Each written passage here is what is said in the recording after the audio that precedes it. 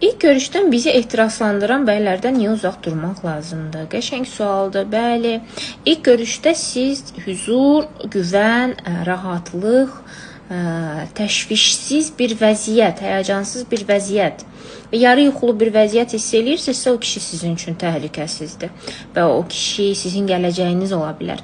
Yox, əgər ilk baxışdan, ilk görüşdən, ilk kontaktdan siz sadəcə ehtiras hiss eləyirsinizsə, əslində ehtiras adı verdiyiniz şey bədənin həyəcan təbilidir, həyəcan siqnalıdır və bu həyəcan siqnalını, narahatçılığı siz ehtiras kimi bədəndə hiss eləyirsiniz və bu ehtiras əslində bu kişidə uşaq vaxtı hiss etdiyim nəsə var və onunla tezliklə birləşib bu geştaytı bağlamaq istəyirəm. Bax, dırnaq arasında, bax, bu hissi yayır həmin kişilər. Ona görə də üzüntülü olur axırı.